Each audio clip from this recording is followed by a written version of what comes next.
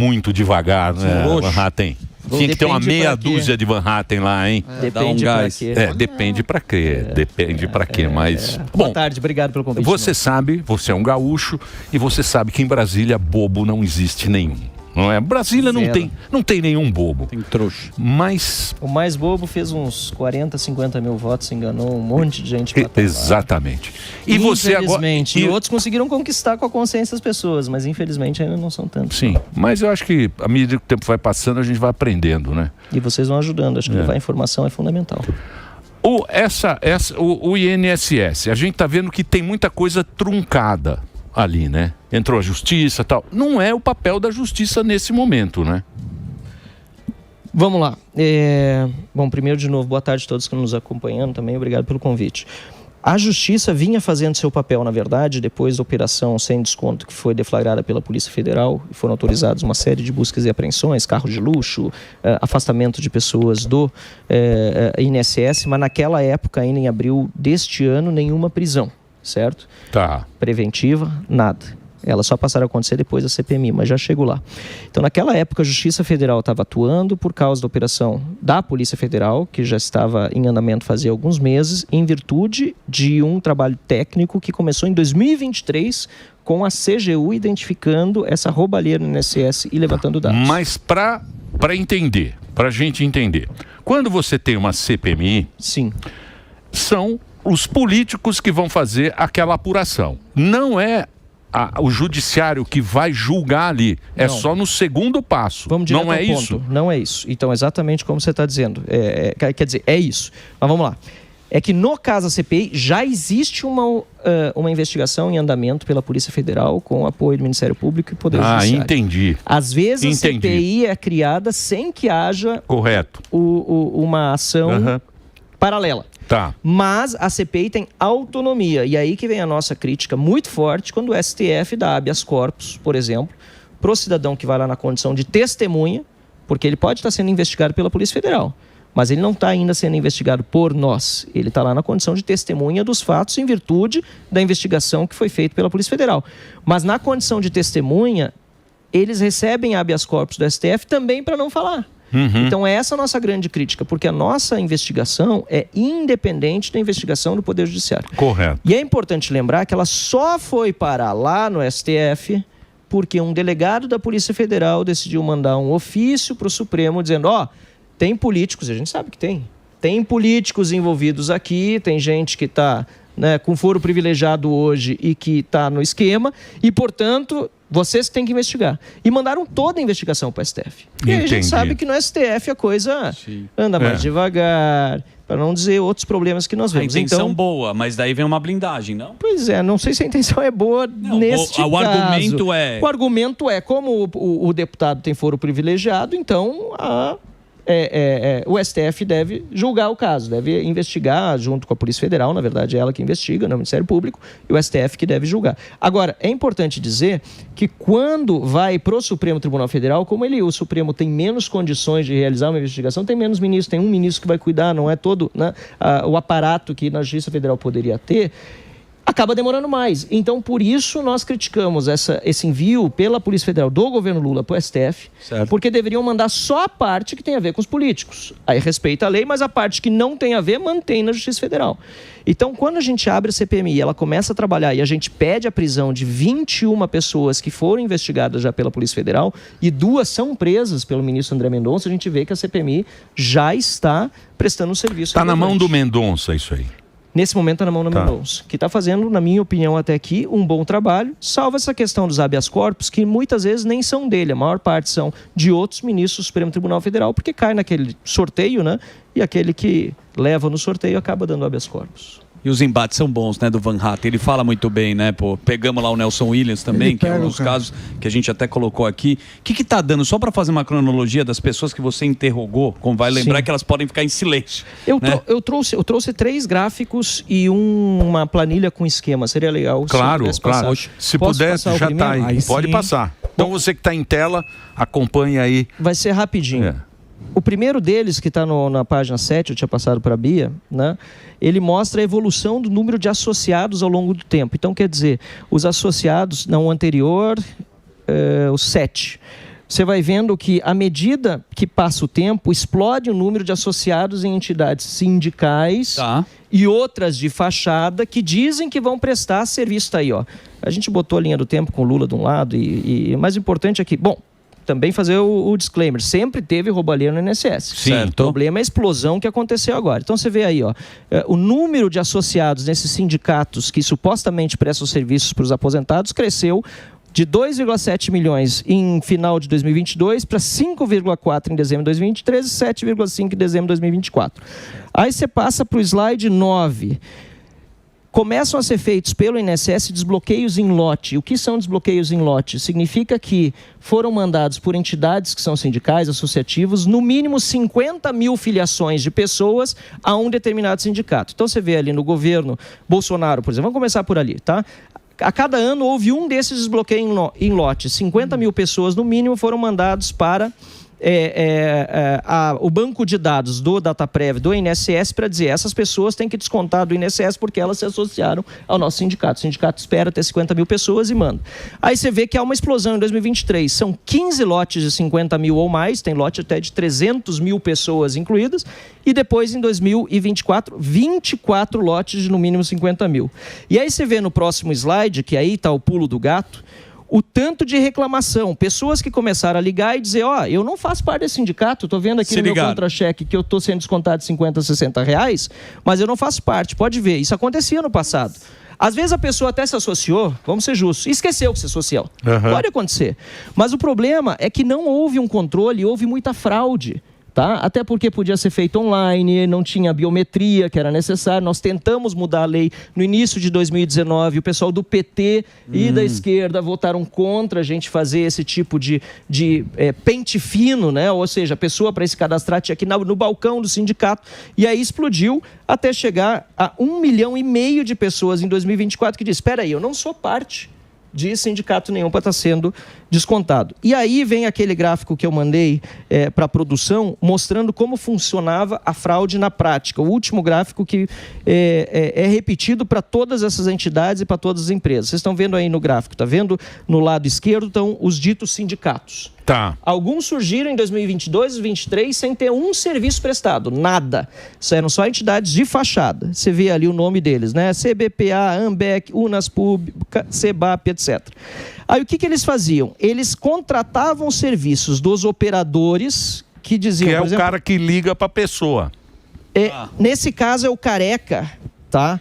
Do INSS, que tinha essas empresas de fachada no papel. Tá. Então, o sindicato de fachada, aqueles na faixa da esquerda, contratavam um serviço, até auxílio funeral, de funerária, que nunca fez um enterro, né? Auxílio saúde e assim por diante.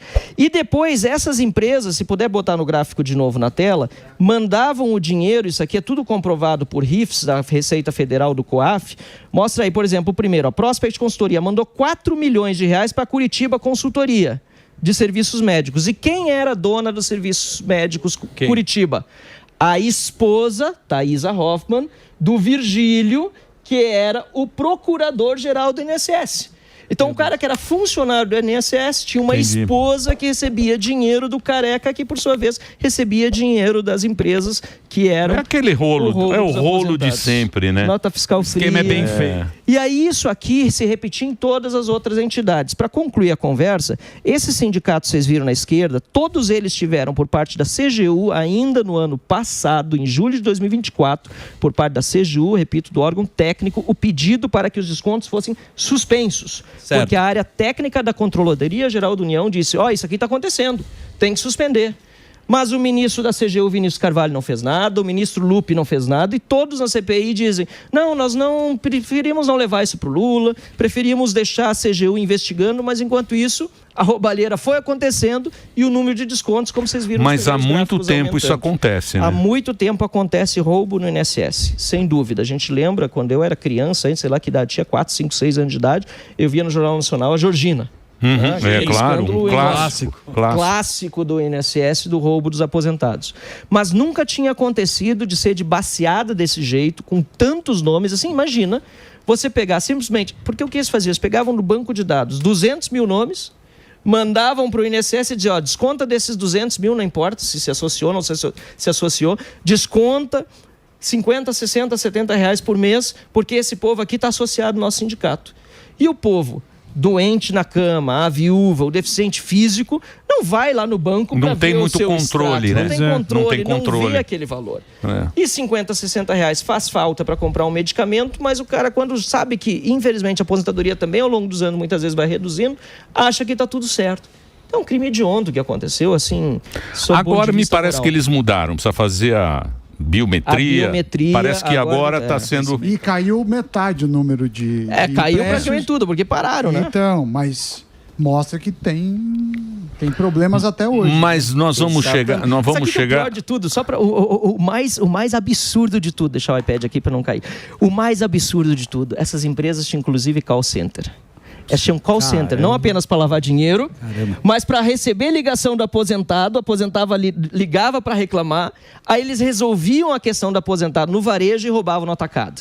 Sim. Porque resolviam a questão do Zuckerman, entendeu? Não, tá certo, vamos parar de descontar no teu. Só que era dele. Mas no atacado... É tipo aquela pirâmide, é tipo uma pirâmide, né? Mas você liga para reclamar, não, o esquema é do cara que você está reclamando. É uma organização criminosa, é uma quadrilha, quadrilha, entendeu? O pessoal se organizou direitinho. Pirâmide mesmo. Mas será que vai chegar no... O Careca tá preso? O Careca tá preso. Camisote está preso, que são os dois principais operadores. Eu entendo que os demais envolvidos já deveriam estar presos preventivamente, porque podem se conversar, atrapalhar a investigação, podem sair do país. Porém, a lei brasileira também define que nós temos até o trânsito em julgado, a condenação. Então, quer dizer, as pessoas, de acordo com a lei, só podem ser presas preventivamente se houver razão de fato para isso, certo? Se vão atrapalhar a investigação. Eu acredito que há. A Polícia Federal lá atrás achava que não. O André Mendonça passou a achar que sim. A Polícia Federal pediu a prisão do Nelson Williams, que é outro que está... Que é o advogado. Porque o escritório de advocacia supostamente lavava dinheiro e comprava carros de luxo no sócio dele, Fernando Cavalcante, que é aqui de São Paulo. Então, quer dizer, tinha razões, segundo a Polícia Federal, para prender ele, mas o André Mendonça entendeu que não, por enquanto não precisa. Eu acho que pelo menos o passaporte dele deveria ser retido, tá? Porque aí ele não sai do país. O importante é que, assim, o que a gente vê na tela, tá aparecendo aqui de novo, legal, isso aqui é o topo do iceberg, tá? Isso aqui é o que o povo vê. Aliás, a audiência tá incrível. A audiência de vocês aqui, eu sei quando eu entrei, tá com 70 mil pessoas assistindo. A da TV Senado, que é traço muitas vezes, tá aí também, 60, 70 mil pessoas. Mas quer ver, né? Sim, porque, incrível. Mas é porque isso aí, a grande mídia não tá dando não tá dando muita importância, não né? Nenhuma vez ainda, por exemplo, no Jornal Nacional, tá? Jornal Nacional não saiu. Zero, nada. Mas assim, isso aqui é o topo do iceberg. O que está embaixo disso? As quebras de sigilo. Nós quebramos sigilo já de mais de 1.000 pessoas. Sigilo fiscal, sigilo telemático, sigilo bancário. E ali a gente começa a identificar o cara que mandou dinheiro para o outro, que foi parar num assessor de deputado. A rota do dinheiro sujo. E aí que é importante a gente ter acesso, por exemplo, se aparecer um assessor de deputado ou de senador, eu quero as câmeras do Senado para saber que gabinete esse cara foi visitar. Então, e aí o Davi Alcolumbre botou segredo de 100 anos sobre as câmeras. 100. Aí a gente não vai estar mais, nem velhinho vai ter. Não, mas aí a gente tem que... O Supremo, na minha opinião, tem que fazer alguma coisa quanto a isso. Porque se o próprio Congresso não fizer, sinceramente, isso é uma falta de transparência. Eu quero que as pessoas saibam quem visitou meu gabinete, pô. Lógico. E falando nessa questão da transparência... E, obviamente, que no meu gabinete eu quero justamente mostrar que no meu ninguém desses Mas deixa eu perguntar uma coisa para você. Tem muito político envolvido nisso? Você sabe. Eu não acho que um esquema desse... Aliás, tenho convicção que um esquema desse não funciona se não tiver político envolvido. Porque, no mínimo, prevaricaram. Porque, pensa bem, o Carlos Lupe, que foi ministro da Previdência e caiu depois, ele tinha um secretário executivo, que hoje é o ministro adjunto do Volney, que é o novo ministro da Previdência, que participava desde 2024 das reuniões do grupo de trabalho, que estava identificando o roubo e não fez nada. Então, quer dizer, no mínimo ele prevaricou, ou então aproveitou que estava tendo informação privilegiada, porque os nomes apareciam das pessoas que depois foram afastadas pela PF. Stefanuto, que foi presidente do INSS do Lula, o André Fidelis, que foi diretor do pagamento de benefícios do Lula. Os nomes deles apareciam na investigação que a CGU estava fazendo. Então, e essa turma caiu toda. Caiu, mas só em 2025, um ano depois. Mais de um ano antes, um ano e meio antes, se não 2, agora eu estou, acho que 2 anos antes, O cara que hoje ainda é o número 2 do Ministério da Previdência, que trabalhava diretamente também com o Carlos Lupe, não levou a informação para cima. Ou se levou para o cara as informações privilegiadas para evitar que o troço fosse exposto a público, entendeu? Foi segurando em banho-maria.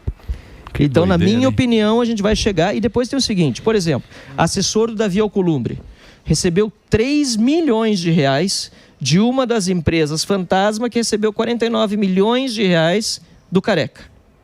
Tá?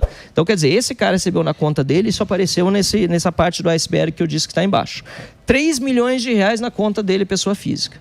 Aí eu queria saber por que um ex-assessor da Alcolumbre, que continua indicado por ele no Senado, ganhando um salário de 31 mil reais como conselheiro político do Senado. Recebe 3 que milhões. foi, então, chefe de gabinete da Alcolumbre na época de 2021, quando ele foi...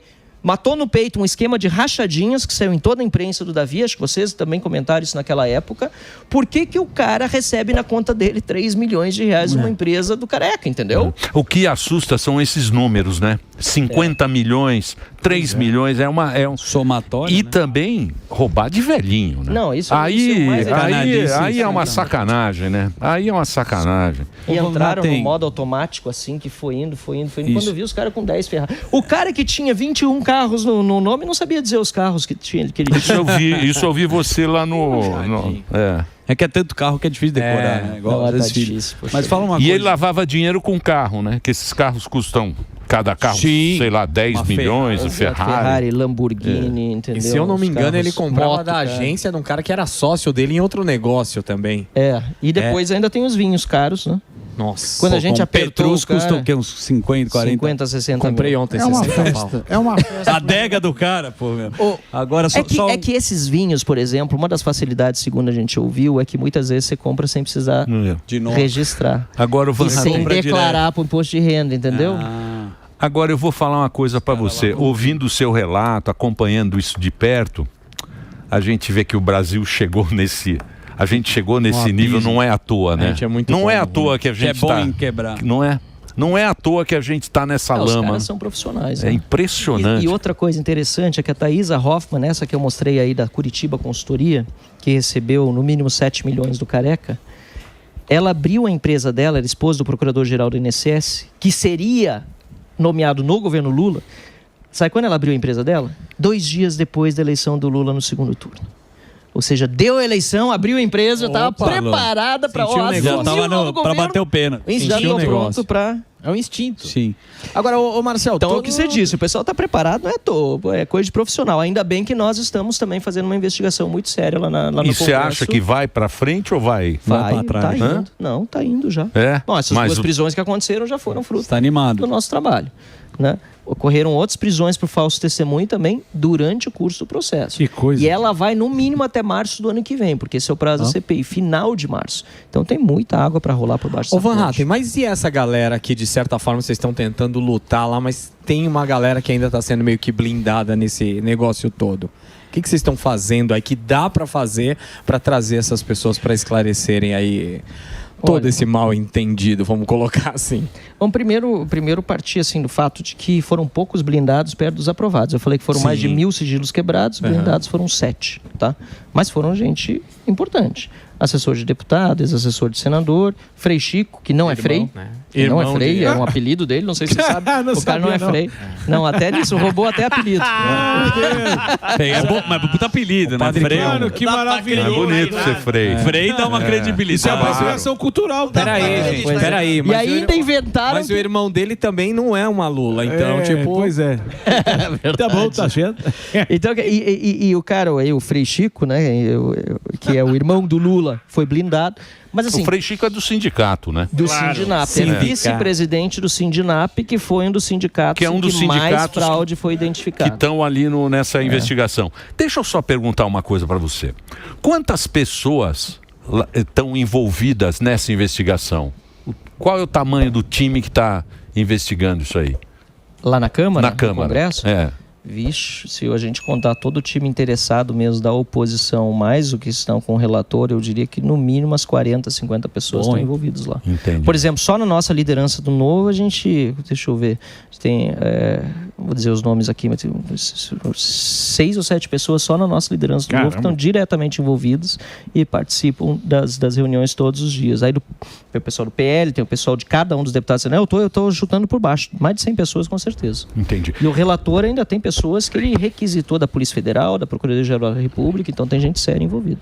Eu vou fazer o break agora para nossa rede de rádio. A gente está aqui com o Marcel. Para você seguir o Instagram do Marcel, tá aí, ó. Marcel Van Hatten.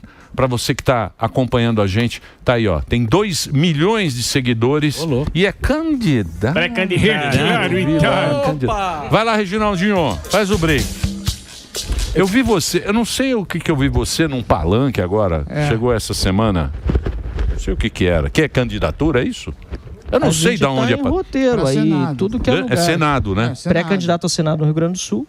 E estou circulando o estado todo. Né? Brasil também, ajudando o Novo. Nós precisamos superar a cláusula de barreira, precisamos passar 3 milhões de votos para que o Novo possa continuar existindo com as prerrogativas dos demais partidos políticos. A gente tem um pouco de dificuldade, porque na eleição passada nós não superamos a cláusula de barreira. Significa que a gente tem Não, mas ficou em cima do muro, né? Não, em cima do muro a turma não gosta mais. Sérgio Muro. Sérgio Muro. Você conhece Sérgio Muro? Fica muito em cima do muro. Não dá. Escuta só, então eu vou aproveitar. Amoredo. João Amoredo. Aliás, quando ele caiu pro lado errado, que ele foi declarar voto no Lula, a gente foi lá e expulsou o cara. Quer dizer, eu pedi expulsão e outros deputados, e a gente fez aquilo que muitos outros partidos não fazem.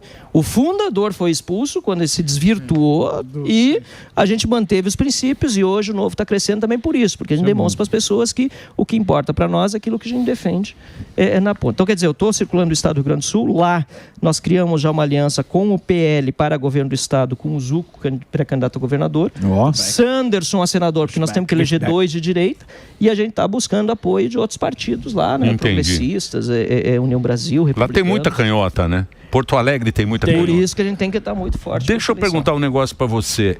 E o Milei? Você que é vizinho lá, pô. Vizinho. Os canhoteiros estão tristes. Então, que bom. Né? Que bom. Quem você achou? Você acha que agora ele faz as mudanças mesmo? Eu acho que ele tem muito mais condição, sem dúvida, agora. Ele conseguiu fazer uma eleição. Assim, eu mesmo estava desconfiado da capacidade de fazer aquele percentual. Estava torcendo muito para ganhar, mas quase o dobro do voto do segundo colocado, mais de 40%. Foi realmente impressionante. Ainda mais com a campanha difamatória que fizeram contra ele nas últimas semanas, que chegou aqui no Brasil, né? Sim. Então, ele realmente foi um vencedor.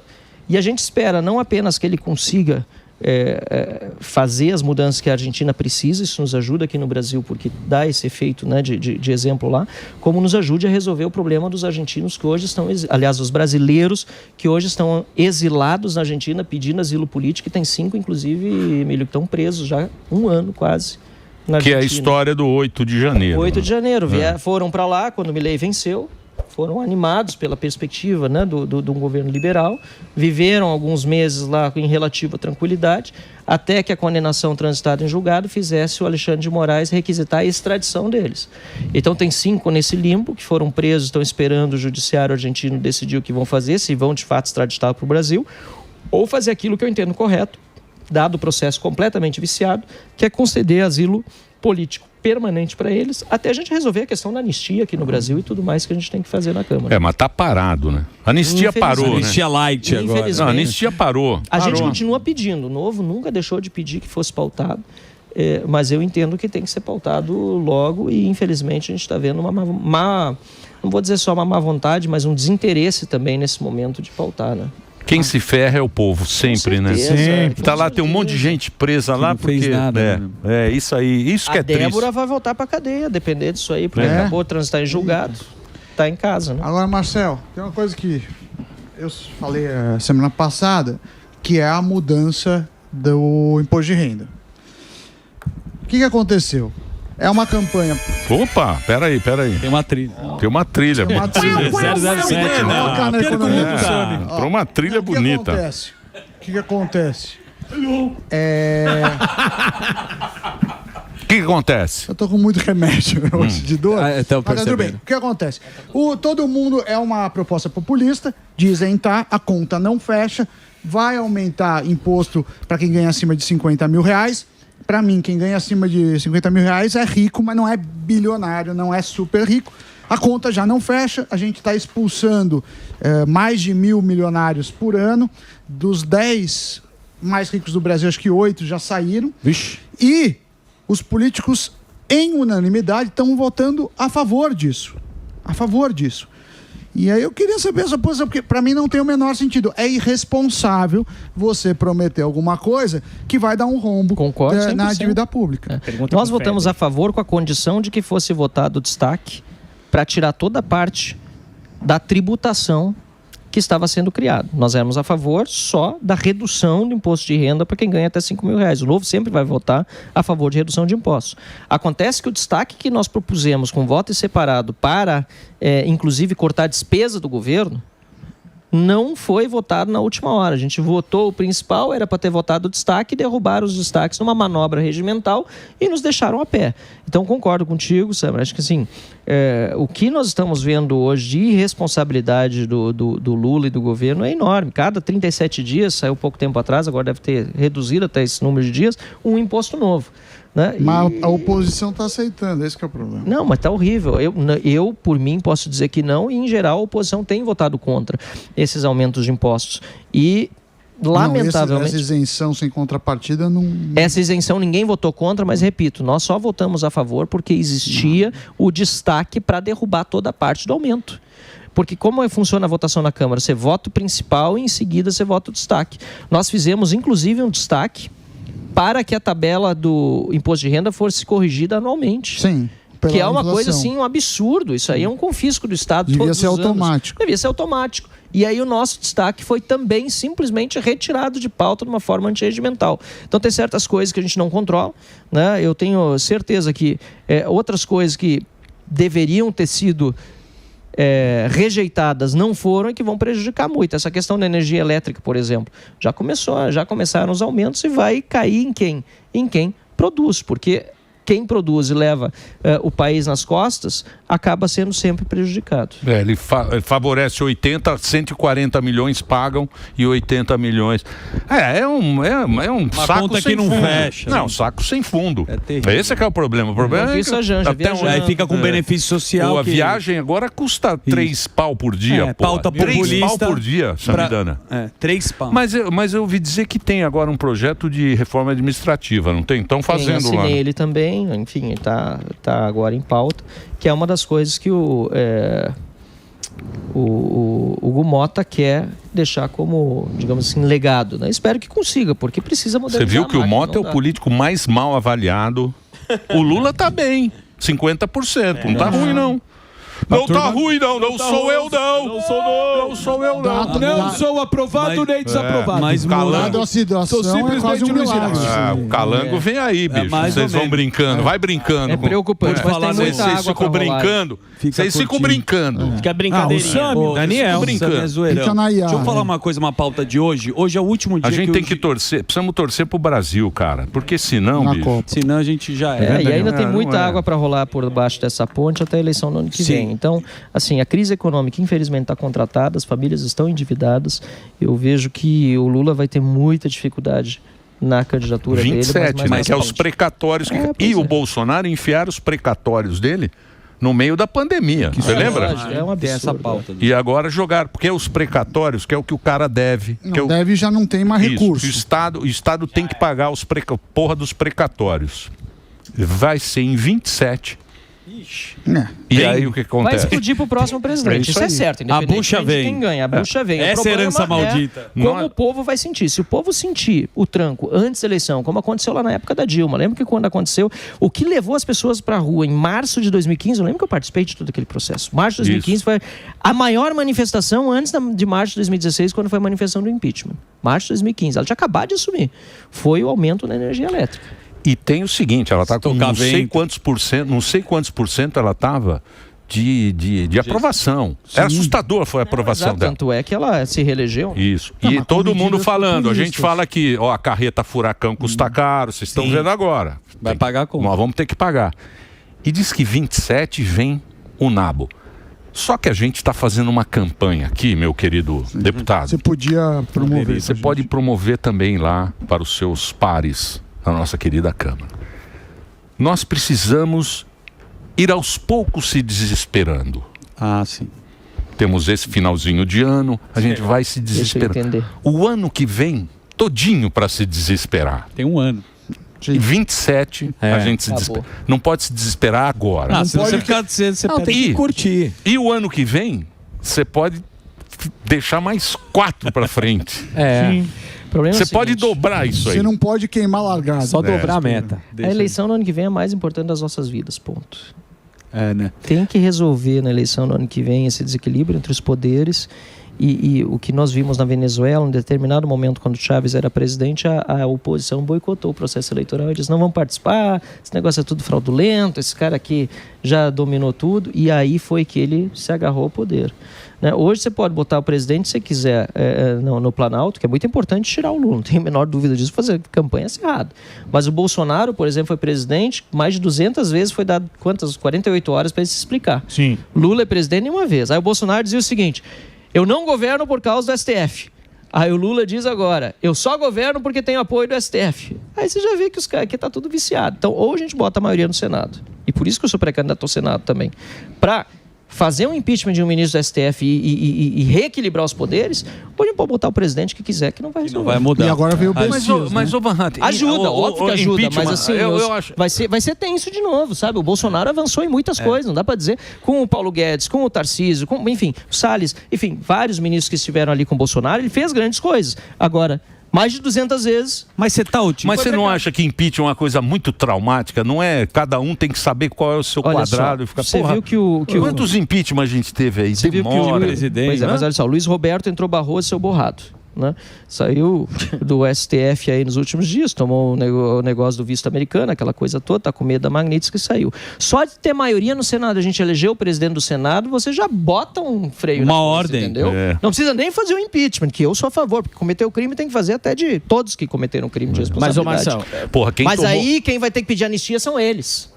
Isso. Porque quem cometeu crimes em série foram os ministros do Supremo Tribunal Federal. Quem tomou o Magnitsky foi o Petro, o Gustavo Petro, da Colômbia. Mas também, tomou, né, agora. Mas também, se é que pode ele, falar a também. filha. Você viu quanta bobagem o cara falou Até em pouco treta tempo. no Twitter fez com o Trump. Falou do Trump, traficante, defende o que a gente já sabe o que é. Hoje é o dia que o Jair Messias Bolsonaro, na segunda-feira, tem para entrar com pedido para absolver, pelo menos, ou diminuir a prisão dele de 27 anos. O que você acha que vai dar e qual que está acompanhando esse caso? Primeiro que ele não podia estar preso neste momento, porque o caso dele não transitou em julgado e o motivo por que ele foi preso, que já era completamente questionável, foi porque ele estaria em conluio com o filho, né? Aquela coisa toda lá contra a soberania ou contra o STF, enfim, coação no curso do processo. E não foi denunciado pelo Ministério Público. Se não foi denunciado, por que ele está preso hoje? Aí o que vai ser da decisão dele agora? Eu, sinceramente, espero que realmente façam justiça no país. Mas não dá para esperar isso do Supremo Tribunal Federal, sinceramente. É uma pena. Mas você acha que ele está no jogo ou não tem mais o Bolsonaro, na sua opinião, que você entende tanto? Para a eleição do ano que vem? É. Nesse momento ele não está no jogo, está inelegível. Agora nesse momento ele não está. Eu espero que esteja, porque é uma injustiça. Os dois motivos por que ele está inelegível são completamente risíveis. Né? Um do 7 de setembro e o outro do encontro com embaixadores, que até a Dilma fez na época que ela não estava no processo de impeachment. São absurdos. Né? E o processo realmente é completamente viciado. Agora, a gente vê que o sistema não quer ele candidato à presidência da República. Mas você acha que a Magnitsky, assim como a gente viu o Barroso, né, querendo pegar o chapéu antes do tempo, com medo, você acha que isso mexeu com a turma lá? Porque ele deu para ver que sentiu. Agora os outros que permanecem a gente não sabe. O Alexandre de Moraes e os outros também ali que poderão, de repente, permanecer com a prisão do Bolsonaro. Você acha que, mesmo não demonstrando, os caras já estão meio meio pé atrás, assim? Claro que estão preocupados. Agora, a Magnitsky também é uma bomba atômica, né? Ela faz com que o cara, a gente diz, pô, mereceu, o cara realmente cometeu abusos contra os direitos humanos e faz tempo que o Alexandre de Moraes tinha que tomar um tranco, né?